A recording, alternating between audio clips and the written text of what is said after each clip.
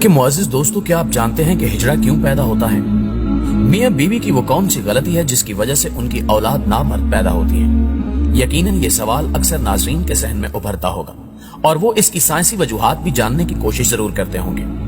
आज हम अपने नाज़रीन के लिए इसी मौजू पर तफसीली बहस करेंगे और बताएंगे कि इस्लाम और साइंस में ख्वाजा सरा या फिर हिजड़ा पैदा होने की क्या अलामात बताई गई हैं और ये कि मर्द और औरत के क्रोमोसोम्स कैसे मिलकर एक बच्चा तखलीक करते हैं। ताहम इस हसास मौजू की जानिब बढ़ने से कबल देखने और सुनने वालों से इतनी इल्तमास है कि वीडियो को आखिर तक जरूर देखा करें। तो आइए चलते हैं मौजू के असल हिस्से की जानिब। मुअज़्ज़िज़ नाज़रीन ग्रामी, कुरान मजीद के मुताले से किसी भी जी अकल को अंदाजा हो सकता है कि किताब इलाही का असल मौजू इंसान और मुखातिब भी बनी नौ इंसान और जिन्नात ही हैं। जगह जगह इंसानों, ग्रोह जिन्नों इंस की इस्तिलाहात को एक साथ करके या अलग अलग मर्द और खवातीन को मुखातिब करके अहकामात और हिदायत जारी की गई है। यानी मुखातिब अफराद को अमूमी और खसूसी दोनों अंदाज में मुखातिब किया गया है। लेकिन क्या हमारी इस दुनिया में यही दो जिन्सें मर्द और औरत ही पाई जाती हैं? यकीनन इस सवाल के जवाब में सबके जहनों में तीसरी सिनफ का नाम भी आया होगा। उर्दू जुबान में इस सिनफ को हिजड़ा, खुसरा, जनखा या ख्वाजा सरा के नामों से जाना जाता है, जबकि अरबी में इनको मुखन्नस कहा जाता है। अगर इन रखे गए नामों पर ही एक आम सी नजर डाली जाए तो किसी को भी एक लम्हे में अंदाजा हो जाए कि यह नाम तस्हीकी और कम वजन है। अब लफ्ज हिजड़ा को ही देखें तो मालूम होता है कि यह लफ्ज उनके लिए मुस्तमिल होता था जो कि नामर्द करार पाए जाते थे। इसी तरह लफ्ज खुसरा दरअसल खुसरा की बिगड़ी शक्ल है जो कि एक मुतद्दी बीमारी है। जनखा फारसी के लफ्ज जनका से लिया गया है जिसका मतलब है पतली कमर वाला। पढ़ी लिखी और वज़ादार मुहाफिल में इन अफराद को ख्वाजा सरा के नाम से मोहतरम करने की कोशिश की जाती है, जिसकी तारीख कुछ यूं बयान की जाती है कि मुगलिया दौर में बादशाहों को बड़े बड़े हरम रखने का शौक नस्ल दर नस्ल परवान चढ़ने लगा और जब हरम यानी सरा में मौजूद खवातीन की तादाद साल के दिनों और दिन के पहरों से भी तजावुज कर गई तो बादशाहों को एहसास हुआ कि उनके हरम में मौजूद मलकाएं और शहजादियां अदम तवज्जो और दिलचस्पी की कमी के बायस खुदा न खास्ता महल के अंदरूनी अमले के साथ नामुनासिब रवाबित ना कायम कर लें।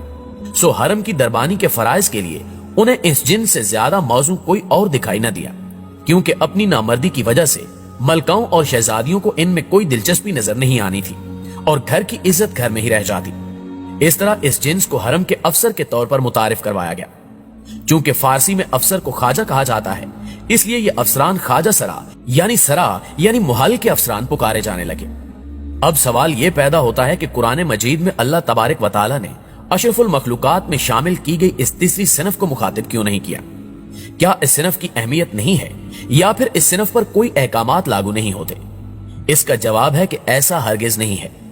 अल्लाह ताला जो रब्बुल आलमीन है और वो तमाम मखलूकात का खालिक और पालने वाला है, तो फिर ऐसा कैसे हो सकता है कि वो जाते बारी ताला अपनी मखलूक को नजरअंदाज कर दे? बात सिर्फ पैदा की गई उस गलतफहमी की है जो कि मजहबी और मुआशरती अकाबरीन ने खुदा जाने क्यों कभी काबिल तवज्जो गर्दानी ही नहीं। यहां हम 1942 में हेनरी क्लीनेफ्टर नामी एक अमेरिकन रिसर्च की एक रिसर्च का हवाला देते हैं, जिसने अपनी रिसर्च में एक बीमारी क्लीनेफ्टर सिंड्रोम की दरियाफ्त की जो कि उसी के नाम से मंसूब की गई है। इस मुहक्किक के मुताबिक हिजड़ा या ख्वाजा सरा इंसानों में मर्द या औरत की तरह से कोई तीसरी सिनफ नहीं बल्कि एक जिस्मानी बीमारी है। अल्लाह ताला ने इंसानों को मर्द और औरत के रूप में पैदा किया है, लेकिन जिस तरह दीगर पैदाइशी बीमारियों की वजह से अक्सर बच्चों में पैदाइशी अंधा, गूंगा और बहरापन आ जाता है, तो बिल्कुल इसी तरह क्रोमोसोम्स एक्स और वाई की तादाद की अदम मुताबिकत की वजह से बच्चे की जिन्स का तायुन नहीं हो पाता और बच्चा पैदाइशी तौर पर एबनॉर्मल हो जाता है। दोस्तों, क्रोमोसोम्स को उर्दू जुबान में लौन जिस्मिया कहा जाता है, जो कि दो अल्फाज लौन यानी रंग और जिस्मिया यानी जिस्म का मुरक्कब है। अंग्रेजी जुबान में भी लगभग इसका मतलब यही बनता है। क्रोमो यानी रंग और सोम्स यानी अजसाम।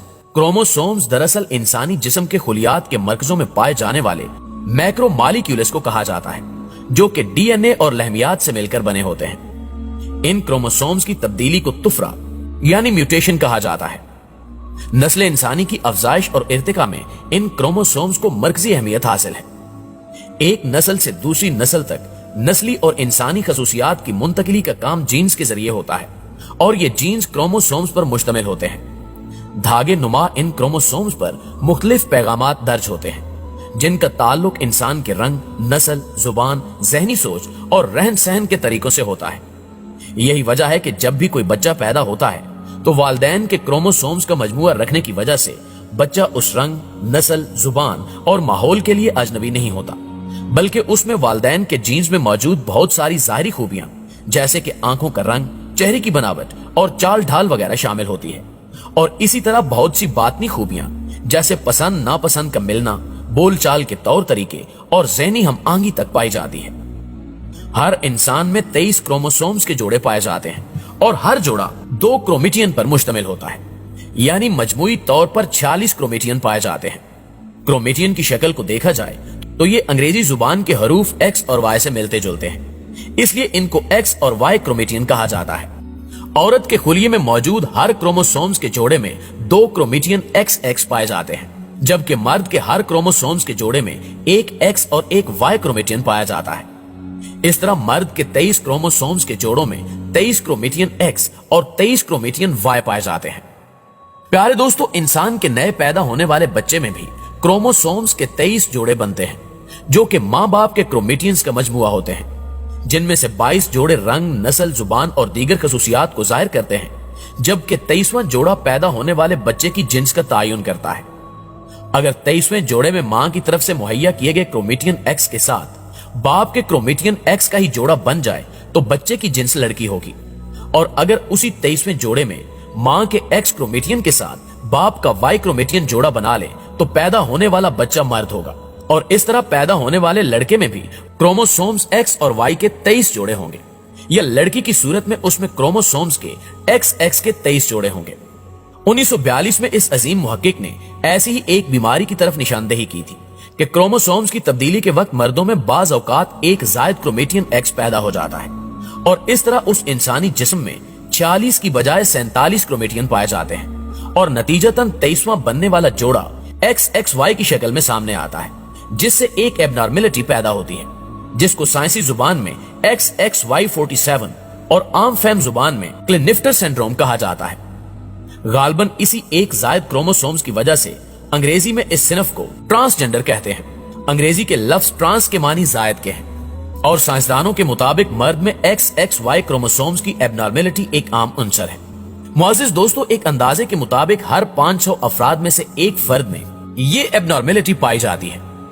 वैसे इसकी तो कोई ज़ाहिरी अलामत नहीं होती, लेकिन अगर बच्चे की पैदाइश के वक्त यही एबनॉर्मल जोड़ा बाप की तरफ से XX या XY की शक्ल में माँ के क्रोमेटियन X से जोड़ा बना ले तो बच्चा पैदाइशी तौर पर इस दर्दनाक बीमारी यानी XXY47 या XXY47 का शिकार होकर एक म्यूटेशनल डिसऑर्डर की सूरत में जन्म लेगा।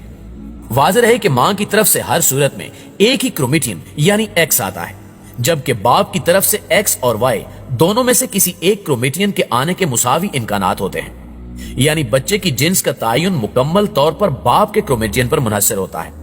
और बदकिस्मती से अगर बाप की तरफ से होने वाले बच्चे को दोनों क्रोमेटियंस XY का तोहफा मिल जाए तो माँ के X के साथ मिलकर वो बच्चा दुनिया में आते ही उस ऊंची नाक और गैरत